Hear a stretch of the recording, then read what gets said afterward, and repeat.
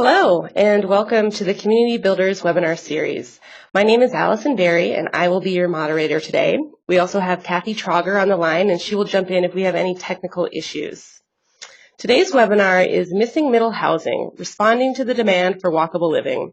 We have with us today Karen Paralek, Principal at Opticos Design. Welcome, Karen.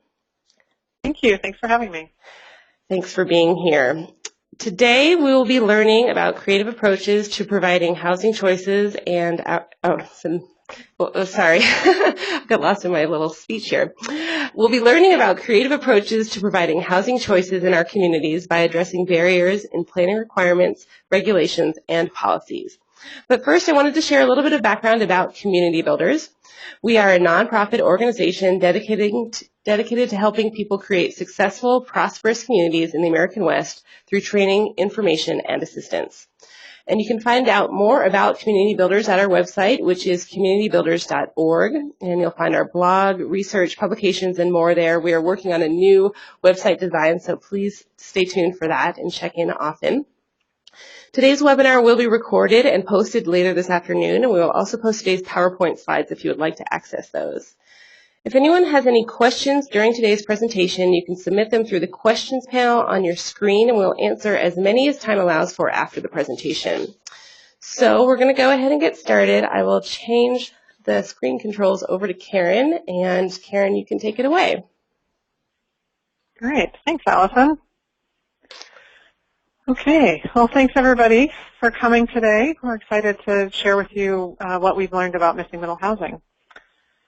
So I have lived in Berkeley here in California for the last 15 years, raising my family, my 2 kids, and what's called the City of Neighborhoods. We get to ride our kids to school on their bikes every day. We get to ride our bikes to work every day. We have a block party every Friday night to get together with all the friends, and we close off the street, and the kids play in the street in the tree swing. I recognize that's not what everyone thinks of when they think of Berkeley, but it turns out it's a wonderful city of neighborhoods, and we all love it. In the years that I've lived here, when I first moved here, my husband and I lived in an 8-plex, a small apartment, 1-bedroom apartment in an 8-plex. About a year and a half later, we bought our first home, a single-family home. We, a few years later, bought a duplex that was about a block from our house, and the duplex, my sister lived in one side, and we rented out the other side to make some income. Next door to us is also a duplex, so right next to our single-family home, there's a duplex with, on one side live a retired mother and father, and on the other side, their son lives with his new wife and their new child. And my son's kindergarten teacher. My son's kindergarten teacher lives in a 3-plex, and in one unit lives her mother and father. She then, and her mother's also a kindergarten teacher. She lives in the second unit with her husband and 1-year-old, and her brother lives in the third unit with his wife and their 2-year-old. These are the kind of places that make walkable places work. They're the kind of places that make these communities happen. And what we've been finding is that as we've worked in cities and counties all across the country, that missing middle housing is what makes the older neighborhoods, the ones with character, the ones that everyone loves, work. But it's not getting built. It's not getting built anywhere.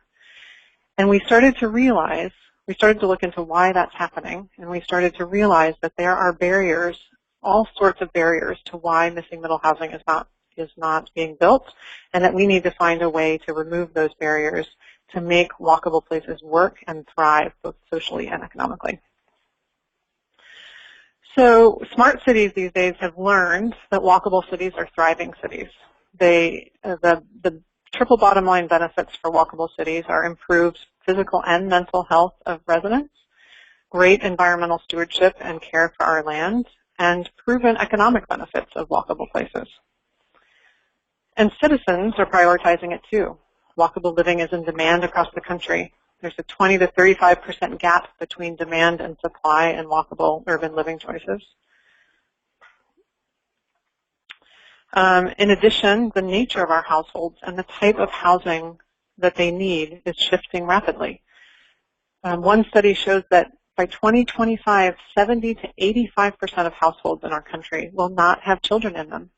And if you think about a single-family home with a yard in back was designed for those families with children, not for the other 75 to 85% of what will be our population in a few years.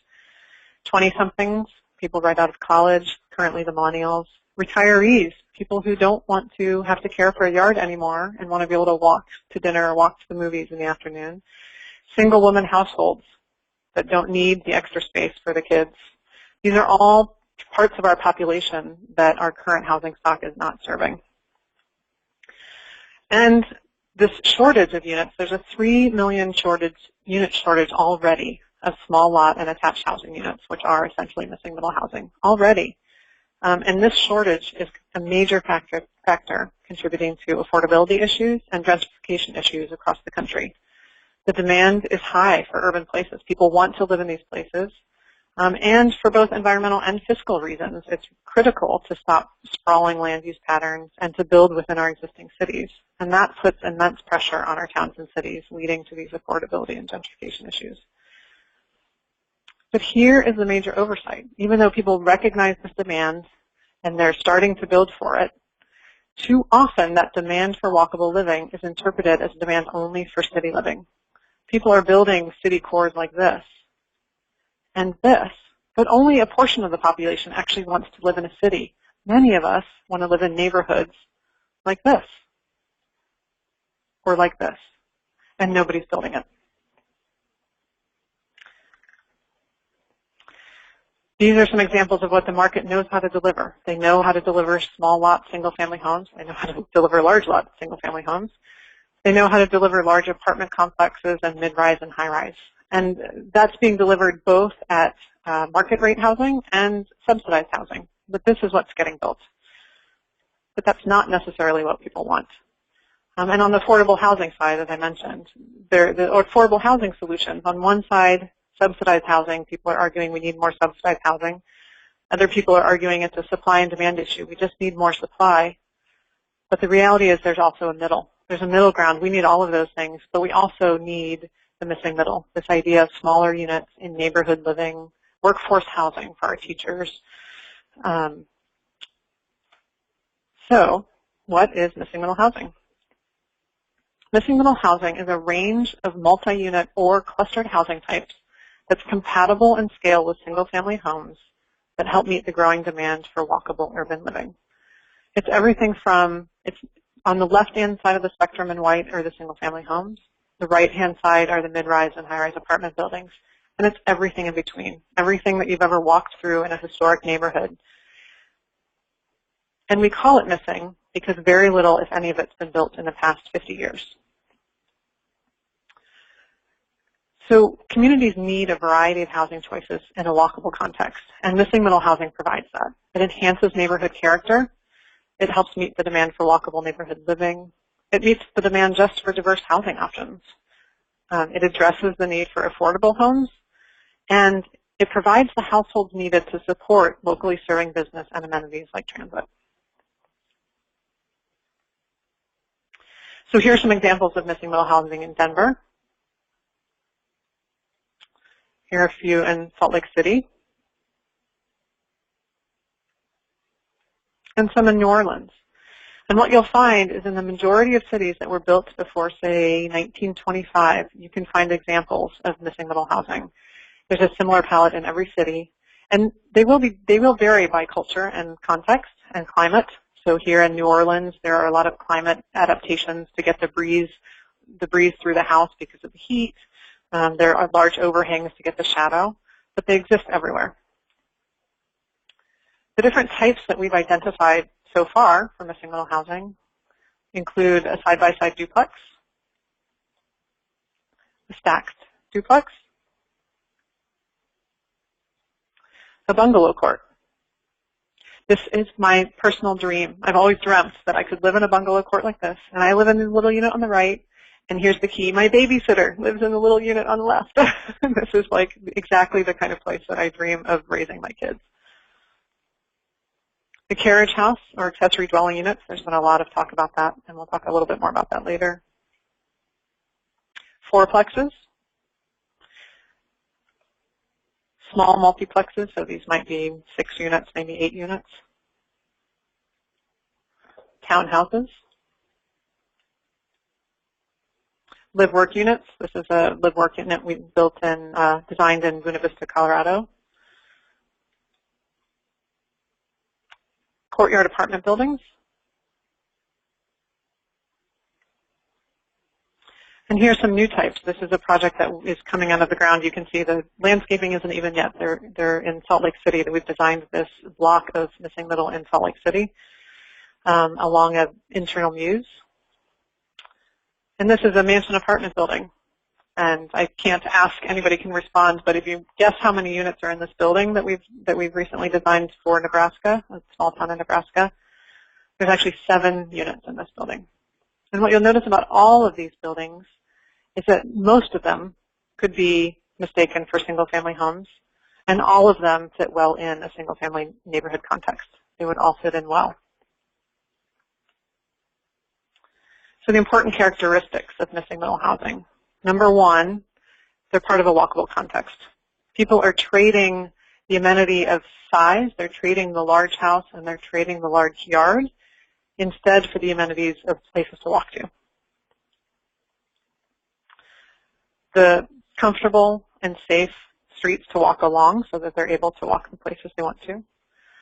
The second characteristic is that it's a small footprint building. It's the same footprint or very similar to a single-family house. And that's really critical because that's what makes it feel like a neighborhood and not like a city. Now, smaller doesn't necessarily mean this small, although we can certainly talk about some of these tiny houses and how they could fit in. But it doesn't have to be this small. They have a lower perceived, and again, this perception is what makes it successful. It feels like you're walking around a single-family neighborhood. But it provides enough households to actually support local business, and this is where it gets critical. If you actually design a neighborhood of single-family homes, there actually technically aren't enough people living close enough to walk to a business to make that business viable. And the business, therefore, has to rely on people driving, and therefore your neighborhood loses walkability. So to have a true walkable neighborhood, you actually have to have higher density than single-family homes. But people don't want the perception of that higher density. They don't want to live in a city, or many people don't. They want to perceive that they live in a single-family home, and that's the beauty of missing middle housing, is it feels like a single-family home. And the funny thing is, often you can't tell the difference. You could have two side by side.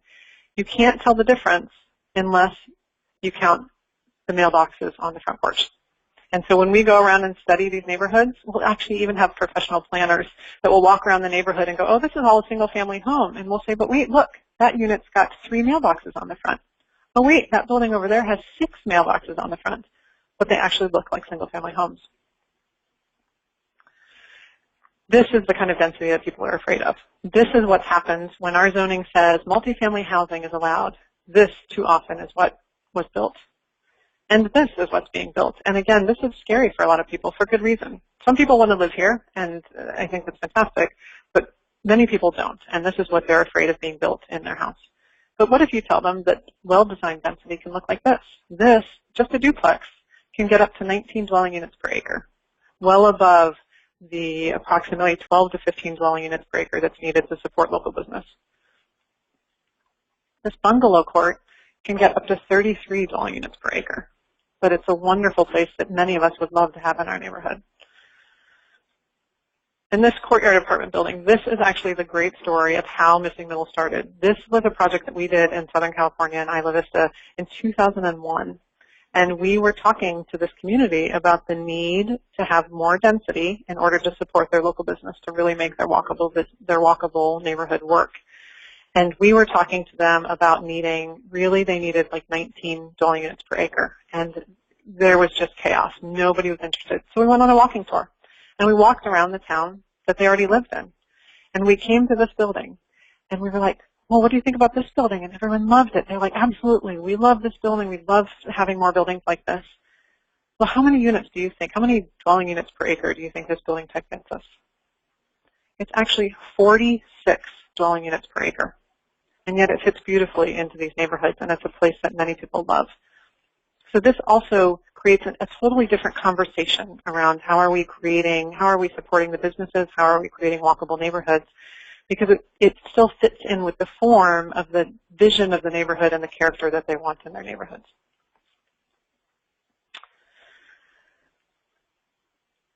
So another characteristic is the units do need to be well designed. We are talking about smaller units, and people are trading off their larger houses for smaller units. So this is the interior of one of these used houses that we've just designed in Salt Lake City. You have to be smart about it. And here's the other thing, is that you can have two units side by side that are designed well but are outfitted differently. So one might have lower end appliances that's more affordable for maybe the millennials coming out of college or the single parents that can't afford to have the nicer refrigerator. The unit right next door can be outfitted for the baby boomers because they are downsizing because they want quality. They've earned it. They're ready to enjoy their retirement. They want really nice appliances. They want really nice furniture. But they also want a mixed community with lots of people, with kids in the neighborhood. And so you can actually have all of those people in the same neighborhood, honestly, just by outfitting the different units differently. Another characteristic is fewer off-street parking spaces. Parking too often drives the site plan, and parking requirements in our zoning make designing this missing middle housing very difficult because of the way that the units sit on the lot and the number of parking spaces required. And so it's really critical, if you want missing middle housing in your area, to rethink your parking. The lower parking also contributes to the affordability issue. The parking costs money to provide the land, to pay for the land for the parking. And when you remove that from the cost of the site itself, it actually makes the units more affordable. It's also simple construction. All of this is low-rise, under 4 stories, and so it's all simple stick-built construction, and that contributes to the affordability of these units also. It also contributes to the ability to get these units built by small developers. My dream is that the new house, instead of the flip this house or the tiny house, my new dream is to flip this house into a 4-plex, because that's what we can do. And actually small independent developers and homeowners can do this because the construction is so simple and straightforward. And lastly, it creates community, and that's what this is all about, within the project or within the larger context. As I mentioned, it is a great affordable housing tool for those communities that are concerned about affordable housing. This was a small bungalow court that we designed here in Richmond, California, that here, even in the Bay Area, you only needed $23,000 in household income to qualify for this, which is unheard of around here. So where do you find missing middle housing? Hopefully you can tell the difference, but the buildings on this diagram, some of them are white and some of them are yellow. The yellow buildings are the missing middle housing. So one way you find missing middle housing is distributed throughout a block of single-family homes. Another way you find it is along the end grain. Maybe there's a little bit busier street, and so you have a little bit of the larger missing middle types that might line that street, but then you also have the accessory dwelling units behind in the backyard. This is really critical. Missing middle housing is a great transition between single-family homes and higher density housing. So the 4-story housing that's along the street on the right is what we call the upper missing middle. It's really getting a little bit larger in scale and is only appropriate in certain communities, but it can be really great for some of those busier thoroughfares. And then the smaller missing middle is a great transition from those 3- and 4-story buildings back to the 1- and 2-story buildings that are the single-family homes. And so it makes a great transition. And in the background, you can even see there's a bungalow court that can create, because the bungalow court buildings are often 1-story buildings, they can also create a great transition between the single-family homes and the higher density housing. And similarly, it makes a great transition from single-family housing to a mixed-use corridor or main street. So here you can see the transition between those, which is a challenge that we're finding more and more often as people are putting higher density housing along their thoroughfares. And wanting to put more housing near the walkable main streets. So missing middle can be a great solution for that.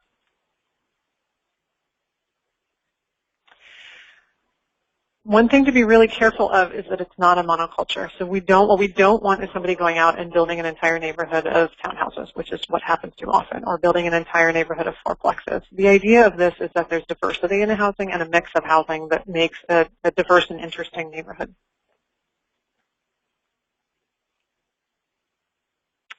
So this is an example of new construction. This is the project in Salt Lake City that I mentioned. And we worked with the developer. It's a block from transit. And we worked with the developer to get enough variety in units that it makes for diverse and interesting and provides a variety of housing, but also to get some efficiencies so that as a developer they can make their pro forma work and make the bottom line work. And so this one block actually has 9 different unit types and about 4 or 5 different building types in it. But the idea is that we're creating a new block that actually has diverse housing within it. So here's the crux of the conversation. So why is it missing? Unfortunately, it's illegal in most cities in the country. How many ways, look at this building and think about how many ways you think this might be illegal. It's in a streetcar neighborhood with mostly single-family homes. And the answers are, number one, the number of units, the density is too high. So too many of our zoning codes actually have density by lot, and so the density on this lot is higher than what the zoning allows. The setbacks are too low. It comes right up to the edge of the street, and the setbacks in most of these neighborhoods require it to be further back. There's actually no off-street parking on this piece of property, and that is a no-go with most zoning codes. And there's no private open space. And yet here's the reality. This type of unit is so in demand that it rarely goes on the market. What happens is when somebody moves out, they pass it on to their friend or a family member, somebody that they know, because they know what a great unit is and they want to make sure it gets passed on to somebody great. That's how high demand this is, but our zoning code doesn't allow it. At some point, we actually forgot how to plan, and I would claim we actually never learned how to plan and regulate non-single family buildings. If you look at the history of zoning, zoning came along, started in the 1920s, and as zoning started to take over, that's when missing middle housing stopped being built. One of the problems is that the ways that we locate and design new density is wrong. I often ask my audiences, who would actually choose to live here if they had a choice? If they could live anywhere, who would choose to live here? And I have yet to find anyone that would actually pick this as their top choice. And here's the thing, it's actually not because it's dense, because as I've shown, you can design density well, but it's because it's a bad design and it's a bad location. It's at the intersection of 2 arterial roadways. It's not walkable to any amenities. There's no real design, outstanding design characteristics. We often call this density without amenity. And the point is that no one chooses to live here. They only live here because this is the only place they can afford, and we know how to do better. We should be doing better. Also, we've all seen this kind of bad infill, mostly done in the 70s and 80s. And if you compare these numerically with missing middle housing, they're almost the same. They're the same density. They're the same height, they're the same setbacks. But obviously they're much different in terms of their form. And these types of buildings is why so many communities are so adamantly against density, because this is how they envision it.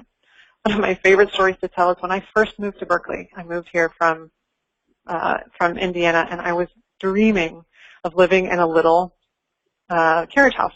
Right? You think of Berkeley, all the cute little bungalows, the little garages in back that have been turned into a little apartment. I was like, oh, that's perfect. We'll move there. So my husband and I would look at the map and see where the next rental was, and it'd be on this great neighborhood street in a great neighborhood. And we're like, yes, that's it. And we'd get there, and every single time it would be the one building on the street that looked like this. Every single time. This is not what people want, and nobody wants it. And this is why when you put multifamily housing in your zoning code, people are against it, and for good reason. So what can you do to change that? The first thing, very clearly, if you know by now, is you need to enable missing middle housing in your zoning. The first step we suggest is to study existing examples. Extract the DNA that already exists in your neighborhoods. So we will often go on walking tours, and we'll take a block. On the bottom in the middle is a map that we'll take from the internet, and we'll number them. And then we'll go and we'll actually just study what's the lot area for each of those lots, what's the lot coverage, what's the front setback, rear setback, and we'll do the statistics and look at the numbers. And it's really easy to do. Anyone can do it, and in fact, the forms to do this are on our website, so you can actually hand them to anyone.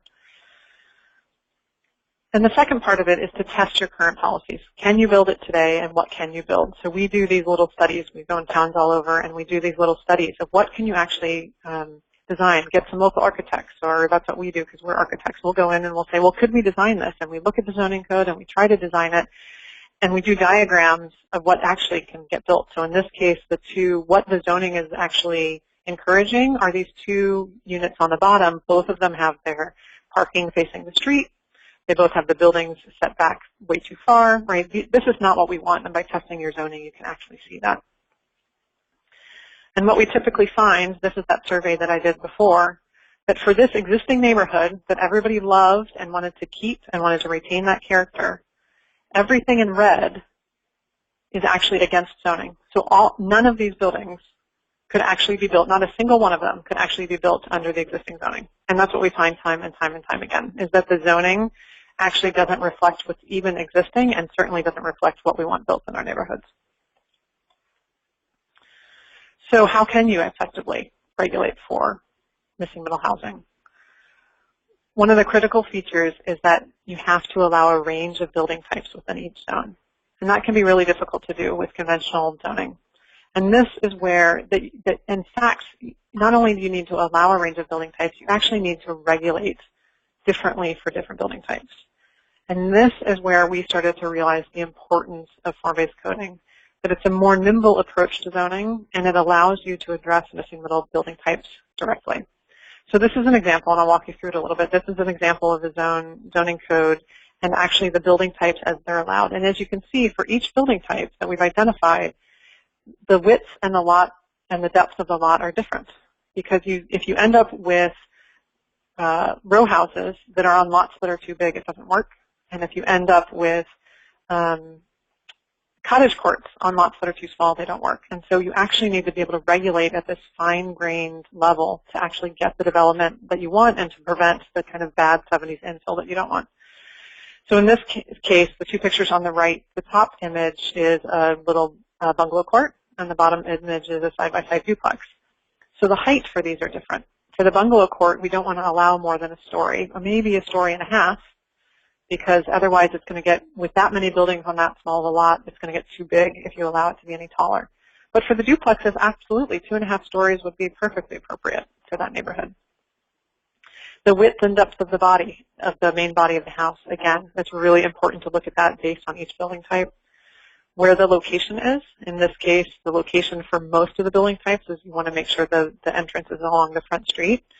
But for the bungalow courts, the entrances are off the shared courtyard. How much common open space is there and where it goes, and the number of units per building that you're going to allow. This is an example of building types calibrated for Cincinnati when we did the zoning code for Cincinnati. And so it shows all of the different building types that are appropriate in Cincinnati and which of the zones that they would be allowed in. And this is a study that we did of all of the different building types in the city of Cincinnati. And we did this study in order to inform their general plan, which then would fed into the form-based code that we wrote for Cincinnati.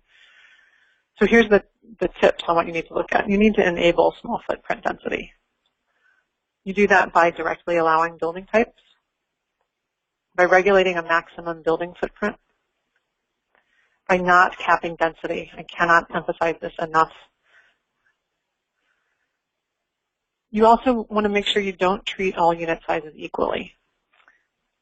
You want to be able to allow smaller units within the same building form. So this building that you're looking at right now in the background could be a single-family home. It could be a duplex. It can actually house as many as 8 units, 4 on the front, 4 on the back, depending on the size of the units. And so you want to make sure that you're not treating those equally. And part of it is that you don't want to force them to provide one parking for every unit, because in that building you might require they might need to have 4 parking spaces.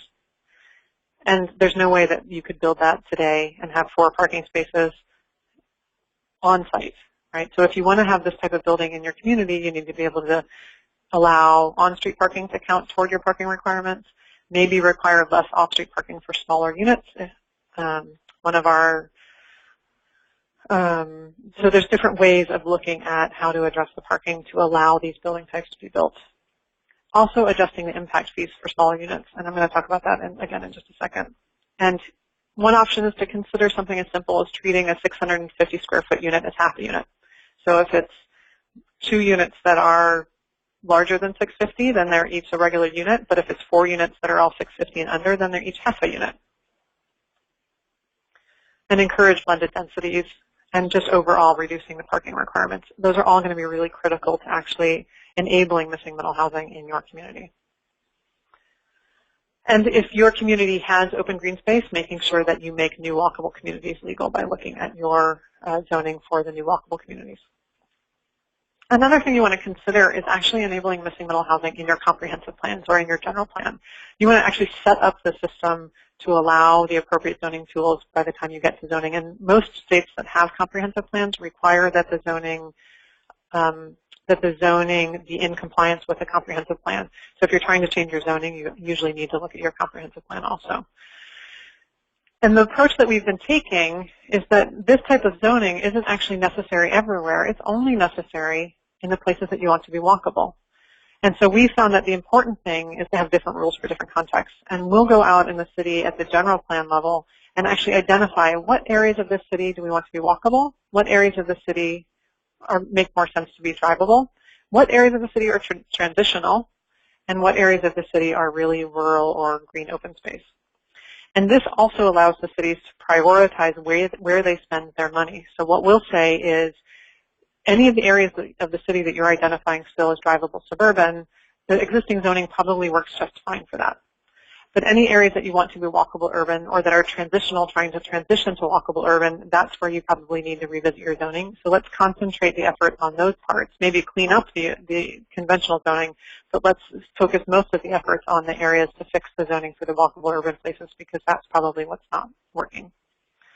So here, again, in Cincinnati, we did this where we went at the general plan, we went and identified, and so all of the areas that are blue or pink circles are their walkable areas, and all of the areas in light yellow are not. And so we focused on writing the zoning code for these walkable areas, and another team cleaned up the zoning for the rest of the city.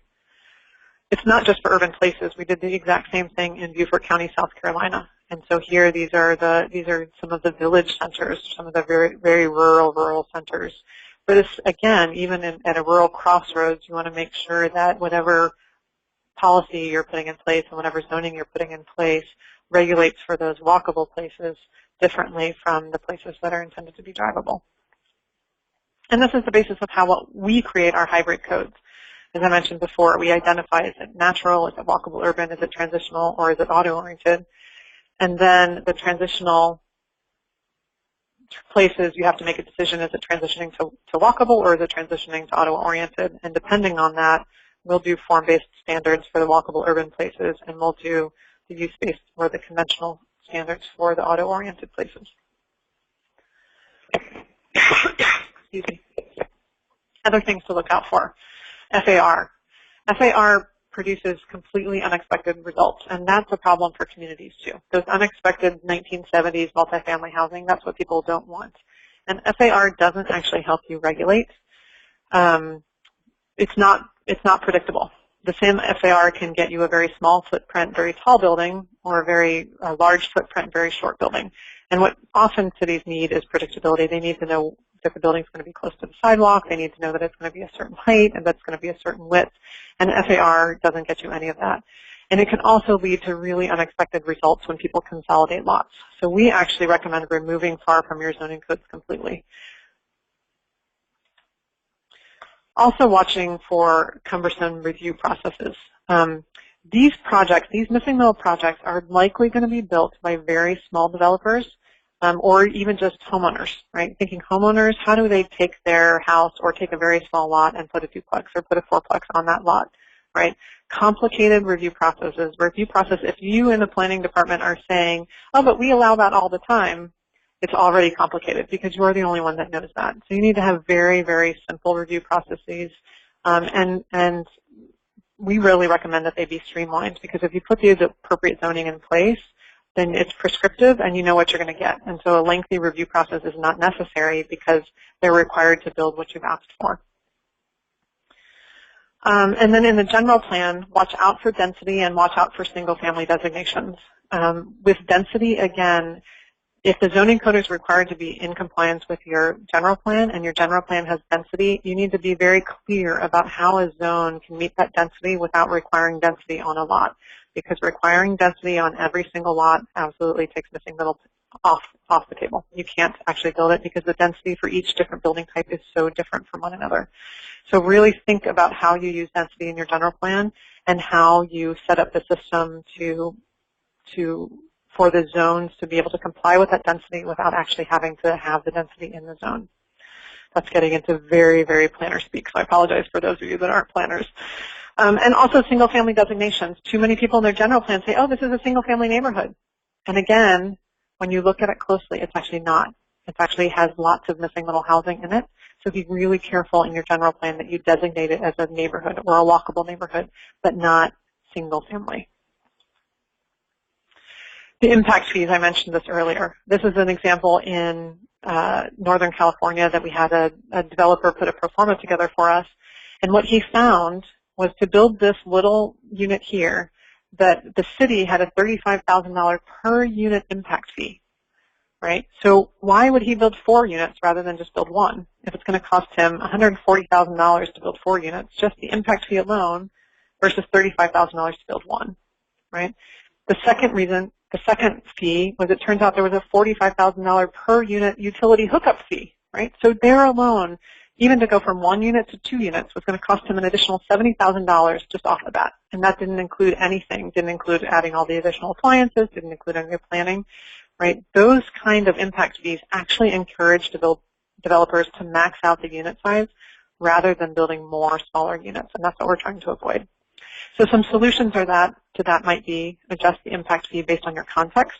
For greenfield sites, those impact fees might be appropriate, but for infill sites, you lower the impact fees. And reduce them for the size of the unit. You might have lower impact fees for smaller units to encourage that. And this is where you have to kind of go outside the bounds. You need to start working in the private community also. So you might need to start working with your utility companies on how they are doing this if you want this to happen in your neighborhood. You also might want to start looking at building the support system for these developers. There's a group called the Incremental Development Alliance that I encourage you to look at that's actually helping train people and helping cities set up networks in their cities in order to help get this type of missing middle housing built and help train people how to do that. And often barriers that these developers and even homeowners will find is financing for these types of units is still really difficult. The Fannie Mae and Freddie Mac financing, you can get financing for up to 4 units, but not larger. And so number one, letting people know actually you can even build 4 units. Sometimes people don't even know that, so that's a great resource for people to understand. But also working with maybe your local banks or your local community development corporations for how to finance some of these units to get them built. Getting training for these small-scale developers, right? This is not your big picture. These are not your 5 developers that you're working with in town to build the 5 big projects. It's actually about building a network of smaller developers that are going to be able to do these smaller projects and getting them trained and just network with one another to be able to help them. And so in some of the bigger cities, we've been working with or talking to community development corporations about this is actually a viable small business for somebody that can actually, if they could get the loan, the return on building 4 units on some of these high demand neighborhoods is almost guaranteed. So it's a great business to be in, but you have to be able to have the financing and the network to get started in that. And so how do we help incubate these kind of new small developers to make that happen? A couple of just last-minute reminders to remember to include form standards if you're doing an ADU ordinance. If you're just starting with ADUs, like at the very beginning, let's get some carriage houses built, and you write an ADU ordinance, remember to include some form standards on that about the relationship between the building on the street and the ADU. You might also consider allowing more uses in that back building, right? That back building is often a great incubator space. All the great stories here in California about the number of great internet businesses that were started in the garage, right? We want to enable that to happen too, and so thinking about that. Some other tools to promote missing middle housing. In Austin, Texas, we're rewriting their zoning code right now, and we are making sure that that missing middle is an integral part of that land development code. So thinking about that in the entire land development code rewrite. The state of Michigan is including it in their statewide economic development strategy. They actually require, the state in Michigan actually requires a target market analysis, and it every time clearly defines the market for this type of housing. And the city of Nashville has talked about the importance of missing middle housing to address, to provide diverse housing and for the demographic changes in our communities. So to wrap up a little bit until we get to questions, because we want to leave some time for questions. If you have more questions, you can go to missingmiddlehousing.com. It's a website that we built just to provide this information to communities around the country about how this. So these are some pictures. It has pictures. It has description about the demand. It actually also includes, we've started to do this project where we actually document existing, and we'll give you so on the right is a documented existing side-by-side duplex, and we'll give you the kind of specifications for that documentation.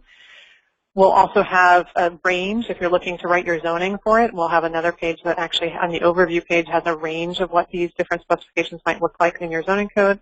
And then we are starting to put idealized version, like how might you build this in the future? So if we take the one on the right and we were actually to build it today, how might that change and what do those specifications look like? And we're trying to build that database so it's an ever-growing resource that we're trying to provide to people to have options.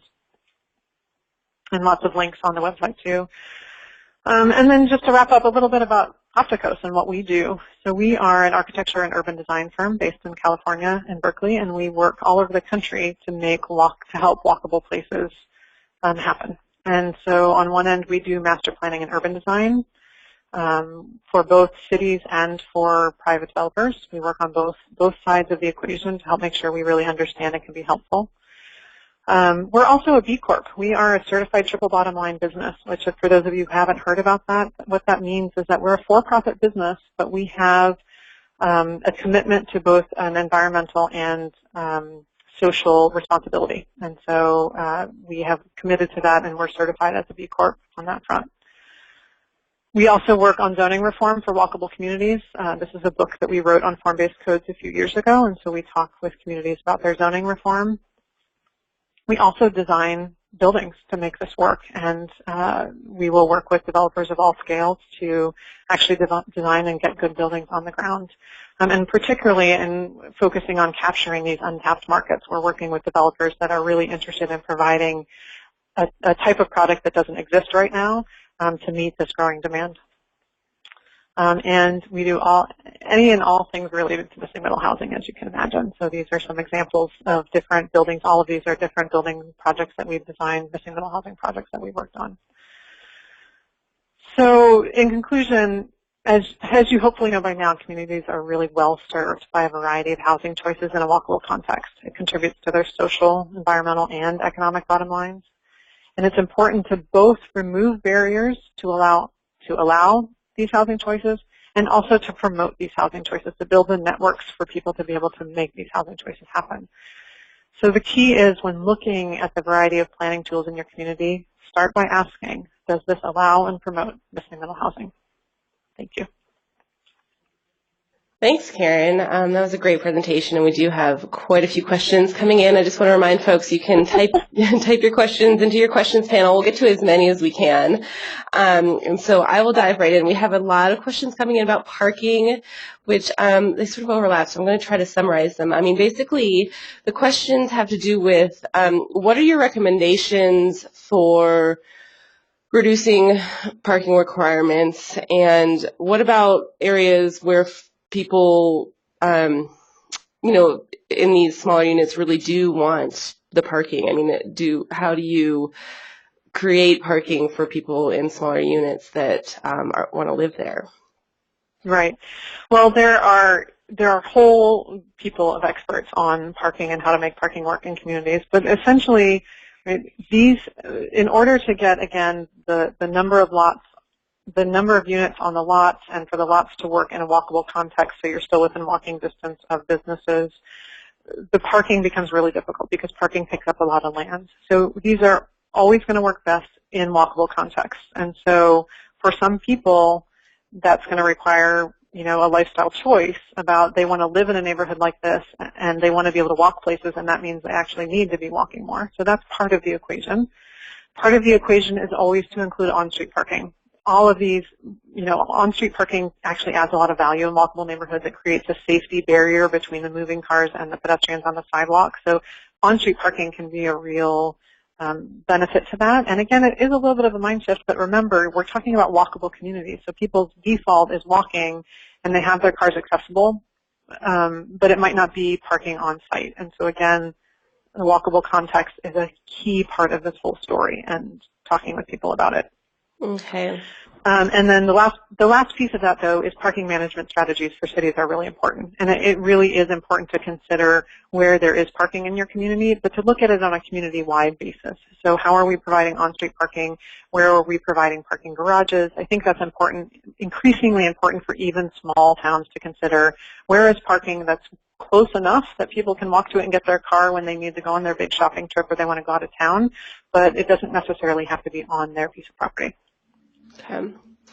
Now, aside from parking, but I guess related, some people, the question is, established residents in walkable neighborhoods often oppose an increase in density, even if it is well designed, due to fear of an increase in traffic. Have you responded to any of those concerns? Yes, we have that conversation in the vast majority of communities that we go in, and the reality is it's a conversation. I mean, I was thinking about this again last night. I rephrase it every time I talk about it. Land is a limited resource, and we have to decide, are we going to use our land for natural parks and for farmland? Are we going to use our land for places for people to live, or are we going to use our land for cars? And it's a complicated and nuanced and difficult conversation to have. But in the end, right, if you use too much land for your cars, you can no longer walk to places. The houses are too spread out, and you no longer have the density needed to actually be able to walk to a store.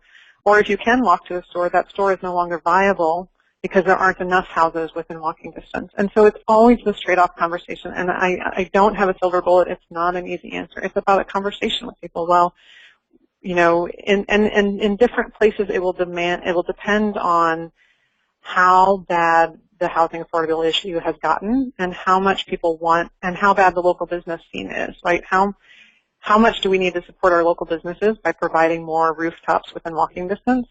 How much do we want our schools within walking distance, right? What are the things we're willing to trade off on? And increasingly in places that are really in high demand, it really does become a trade-off of where are we going to put these people? How are we going to house these people that don't have houses? And where are we going to put them, and how are we going to provide housing for them? Are we going to force them to go live out on the edge of town at the intersection of two major arterials, or are we going to provide a place that's really livable for them to walk in? And it does require a shift on everyone's part, and there will be pushback. You can help minimize the pushback because the form and the character of the community, and we find if you really talk about that character, the character of the community, and by designing the streets well, you can minimize traffic impacts. By designing the parking management strategy for the city, you can accommodate parking. Right? There are ways of handling all of this that can help minimize those impacts, and they're very real concerns. But in the end, it comes down to the more people we can get living in walkable neighborhoods, the more people can walk more and be in their cars less. And so we have to make walkable neighborhoods really work for that shift to actually happen. Okay. I have a couple questions asking, how do you encourage blended densities with a mix of housing types and not have developers just repeat the maximum number of units permitted? That's a good question. Mm-hmm. That's a very good question. I have to think about that one for a little bit. We have had, so in our zoning codes, when we write the regulations for new communities, so we're writing anything that's over 2 acres, let's say, or something, whatever the regulations are for the subdivision standards for the new communities, we will actually require a percentage mix of housing types in those. And so if you look at the zoning standards for any new communities or larger developments, you include building types in the zones that they're allowed to use, and then you require a mix of building types for that. For the infill development, it's usually less of a concern because there just aren't enough lots to aggregate to get that. You're actually building within where there's already existing housing. But if you're concerned, we will often write the subdivision standards not just to apply to the edges of town, but to apply to anything that is 2 acres or more. And you can look in your town about what is the size of the property where it kicks into having to apply under the subdivision standards rather than the regular existing zone. Okay. So the next question is, ideal missing middle housing locations can conflict with historic preservation movements, with preservation being used to mask what may really be a resistance to change or increased density. Do you have any advice about that? Talk about the form of the building and talk about how the standards, that these forms are forms that relate well to historic buildings, that work well, and that honestly start with a walking tour every time on all of this stuff. Start with a walking tour and go walk around the neighborhoods and show how these old neighborhoods worked and how you can build these things in that are actually work well with historic properties. And I think it really is about the form. And then talk about how the form standards that you're going to put in place are going to prevent anything that is really incompatible from being built next to the historic properties. And if it's really a high concern, you can start to look into kind of more stylistic features. We tend to stay away from that in our zoning codes because we really we don't want it to be a style issue, but there are certain communities where in the historic neighborhoods there are style requirements and we have written them for certain communities that have asked for them, where we can write the style requirements to specifically fit in with the historic styles in the neighborhood. Okay. Someone's asking for a definition of FAR. So I'm sorry, I apologize I really try hard not to use acronyms. It's the floor area ratio, and so it's a standard that you'll find in most zoning codes that it's the ratio of the floor area and the bulk of the building. And quite frankly, even as professional planners in our office, we often find it really confusing. It's a very, very confusing and conceptual concept that planners came up with, 75 years ago that was intended to prevent too much density, but it is actually so nebulous and unpredictable that it really doesn't do anything, which is why we just recommend getting rid of it. Okay. So I have a question about subdivision regs and the process. So it says subdivision regs and the process itself is a major impediment to small and incremental. Let's see. What is the successful strategy to re-subdivide, that's in quotes, existing suburban areas that are ripe for transitioning?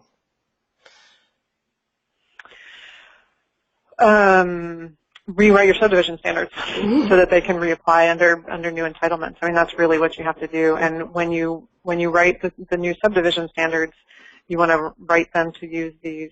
When you write the new subdivision standards, you can write the entitlement procedures to be much more straightforward. So the way all of this fits together is that in the zones, by regulating the things that matter, by regulating a lower setback, by regulating the appropriate height, and by regulating the appropriate footprint. Those are actually the three things, and location of the entrance, I would say, are probably the four things that matter the most. Mm-hmm. Once you regulate those things, then the community has confidence and can have confidence in what's going to get built on that site is appropriate. So therefore, the design review process can get much simpler, and it can actually be a by right approval process, an over-the-counter approval process in many cases. And often in cities, we're actually starting to recommend that for small lots that adhere to these regulations, that it become a by right approval process. And here in California, Governor Brown has actually just proposed an even much larger thing about getting by right approvals. But seriously looking at by right approvals, and you can even do that for the subdivision process, the subdivision procedures that we've written, if they use the zones that have already been written so that those requirements are clear and prescriptive, and you also then put in what I was talking about, the mix of building types, those projects can actually also be a by right review also. You can actually put enough prescription in your code, not make it overly complicated, but just get the key things right, that even with subdividing and subdivision re-entitling larger properties, you can get it near or even at by right approval, which will make that process much easier and much less risky for developers. So they're going to be more willing to build it because they know if they design it according to the code, they'll be allowed to build it, and so they'll be more willing to invest in your community. Okay. Do you have suggestions for poor urban neighborhoods that are interested in incorporating missing middle housing? It's exactly the same. It's exactly the same. Mm-hmm. The processes this is all really important, and in fact, if it's particularly if it's an urban neighborhood. It's really important to start looking at this now, because what's happening around the country is those are the neighborhoods that are starting to gentrify, because there are very few walkable neighborhoods. I mean, if you look at our population and the demand for walkability, it's hard to find it because we haven't built it in the past 75 years. And so the poorer neighborhoods are the ones that are starting to have gentrification issues, because people are finding that they're walkable and they're moving in and they're pushing people out. So actually it's really important for those people to look at their regulations and to look at how they're going to protect what they already have. And there's a whole variety of things that they'll want to look at, but it's all very similar as far as the zoning that they want to put in place to protect the neighborhoods they have. You might start to add things if you're looking at trying to get more development into those neighborhoods. Having by right approvals to make it happen will help that development, encourage that development to happen, and will get investment in your community, and will make it easy actually for people, you know, if you work with community development corporations, to find people even locally that can invest in your community. If on the opposite end of the spectrum you're concerned about gentrification and the demand for people moving in, again, it's really important to get your zoning right so that what does get built when people start moving in is appropriate for the neighborhood. And then you might want to look at starting to look at some other protection issues, looking at land trusts and how to protect to set aside pieces of land, so that there are some things going on here in the Bay Area. As I'm sure you've heard, things are going haywire, and so community land trusts have bought pieces of property, and they will actually give 99-year leases to people to build on the property, but it keeps the land cost low and keeps the land cost owned by the community. And so looking at creative strategies, and if you're concerned about gentrification, I really encourage you to start looking at community land trusts and starting to protect that land within the neighborhood. Okay. How do you reconcile the recommendation to remove density from zoning codes with the notion that density in high-growth areas has economic value that can be used as leverage to incentivize construction of affordable housing? Use other tools to incentivize affordable housing. So, or use density on the city corridors, right? Because again, we talked about missing middle housing is when we're talking about how to build these neighborhoods, but it's not the city, right? So you might zone along the corridors, it might be different. It might, in the downtowns, it might be different, and your regulations might look different, because the form requirements along transit corridors and in downtown areas, developers are intentionally going to max out the property, right? So you really are looking at different issues there, and so it might be appropriate to keep the density there. And because here, what we're looking at is density as a barrier to allowing this missing middle housing. Their density is a much different story, and so the zones for those more urban places might have different regulations. We're also looking at in Austin, we're looking at a new affordable housing bonus around missing middle housing, and if whoever's asking that wants to email me, I can get you some more details about how we're looking at other ways to get the affordable housing developers to build affordable housing without having to use density as the lever. But I do agree that it might be in some of those urban areas, it might still be appropriate to have density for that reason. Okay, great. Well, thank you. We had a couple questions, or maybe a handful that I haven't gotten to, and Karen has offered to respond, and I will post her answers on our website, and I will do that as soon as I can. So thanks, Karen, for being available to do that. Sure. And thanks also for great discussion and great presentation. Really interesting stuff here today. Well, thanks everybody for coming, and please do reach out to me if you have any questions. I'm happy to answer them. Okay, and we will post Karen's PowerPoint and the recording of today's webinar on our website at communitybuilders.org/webinars. The website's there on your screen now, and you can find Karen's contact info there as well. Or you can also always drop me a line if you had any lingering questions. And my email address is on your screen. It's Allison@communitybuilders.org. Let's see, what else do I need to let you know? If you're a planner receiving continuing education credits for today's session, this counts for one AICP certification maintenance credit with the American Planning Association. Today's webinar is event number 9101929. To redeem your credits, log on to your profile on the APA website and find this webinar in the calendar. We're also offering continuing education credits today through the Congress for New Urbanism's accreditation program. So you can find that on their website or give me an email if you have any questions about that. For anyone who would like to receive a certificate of attendance for today's webinar, you can provide your email address in our survey, which will come up right as you exit the webinar, or you can send me an email. I'll try to send out certificates later today. Our survey also has a few questions about the quality of this session and about possible future topics. We highly value your feedback, so please let us know what you think by filling the survey out.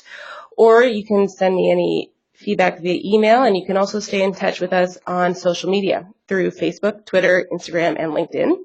Please keep the conversation going. We'd love to stay in touch with you. Thanks to everyone for tuning in, and have a great day.